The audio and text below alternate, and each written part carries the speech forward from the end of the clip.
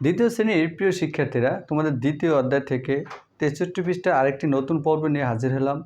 আর আজকের পর্বে আমি তোমাদেরকে দেখাবো তোমাদের 7 ও 8 নাম্বার যে সমস্যা দুটি ছিল, এই সমস্যা দুটি খুব সহজ সমাধান।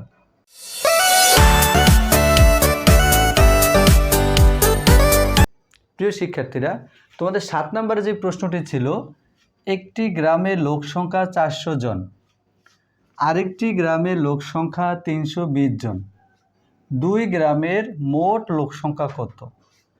তো আমরা জানি যদি কোনো প্রশ্নের অঙ্কের ভিতরে মোট কথা থাকে তাহলে ওই অঙ্কটা যোগ হয়। এখানে যেহেতু মোট কথাটা আছে তাহলে এটাও একটা যোগের অঙ্ক।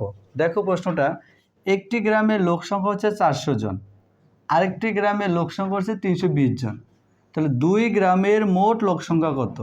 দুই গ্রামের মোট, তার মানে এই প্রথম গ্রাম এবং আরেকটি গ্রাম, এই দুইটা গ্রামে মিলে মোট কতজন লোক আছে সেটা আমাদেরকে বের করতে হবে। তাহলে আমরা কিভাবে সাজাবো 7 নম্বর অঙ্কটা? দেখো, প্রথমে আমরা লিখব একটি গ্রামে লোক আছে, একটি গ্রামে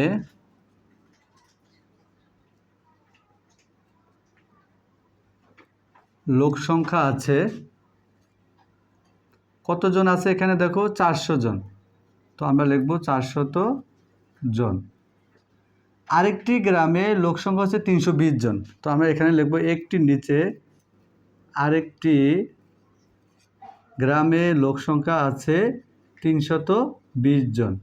এখানে যে আমি বর্জন চিহ্নটা দিলাম, একই লেখা যদি বারবার লেখার প্রয়োজন হয়, যেমন এই লোক সংখ্যা যদি নিচে লেখার প্রয়োজন হয় তাহলে উপরে লোক সংখ্যা থাকলে ওই সোজা আমরা এই বর্জন চিহ্ন ব্যবহার করতে পারবো। এখন দাগ দিয়ে এই দাগের নিচে তোমরা কোন কথাটি লিখবে? দেখো প্রশ্নের লাস্টে চাইছে দুই গ্রামের মোট লোক সংখ্যা কত, তাহলে এটাই কিন্তু আমরা দাগের নিচে লিখব। তাহলে সুতরাং দুই গ্রামের মোট লোক সংখ্যা,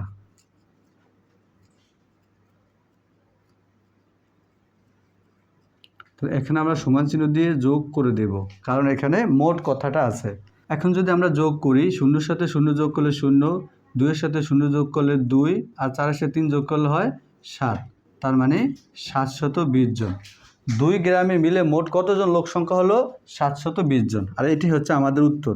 তো এখন আমরা লিখব উত্তর 720 জন।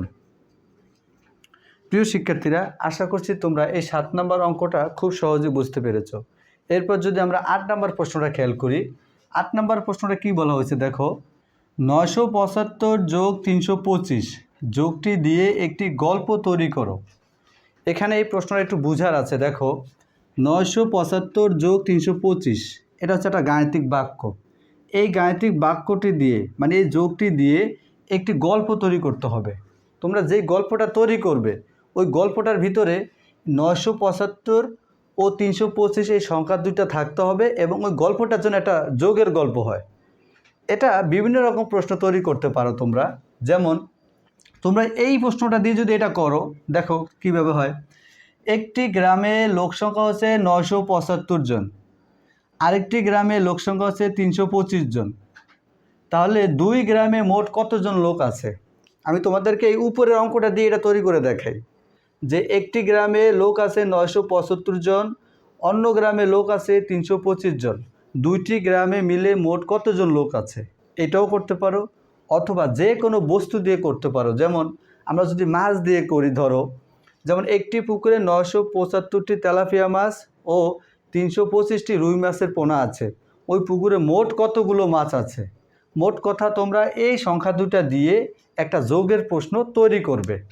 তাহলে আমরা অঙ্কটা কীভাবে সাজাবো? দেখো, আমরা লিখতে পারি 8 নম্বর অঙ্ক, একটি পুকুরে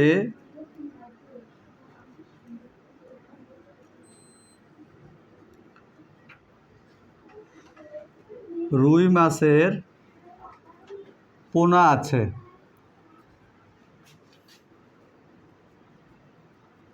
পোনা আছে কতটি? 975টি। তাহলে 975টি। এবং কাতলা মাছের পোনা আছে। এখন আমি যেই প্রশ্নটি তৈরি করছি এটা হচ্ছে আমার মন মতো।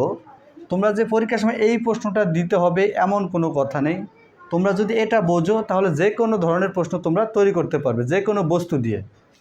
হ্যাঁ, এবং দেখো কাতলা মাছের পোনা আছে কতটি? 325টি। তাহলে 325টি। এখন আমরা লিখব ওই পুকুরে মোট কতগুলো পোনা আছে, মোট কতগুলো পোনা আছে। প্রিয় শিক্ষার্থীরা, আশা করছি তোমরা এই 8 নম্বর প্রশ্নটা খুব সহজেই বুঝতে পেরেছো। এখানে আমি মাছ দিয়ে করেছি, তোমরা ইচ্ছা করলে অন্য যে কোনো বস্তু দিয়ে করতে পারো। প্রিয় শিক্ষার্থীরা, যদি আমার ক্লাসগুলো তোমাদের ভালো লাগে, আশা করছি সবাই লাইক, কমেন্ট, শেয়ার এবং সাবস্ক্রাইব করে আমার চ্যানেলটির সাথে থাকবে। ধন্যবাদ সবাইকে।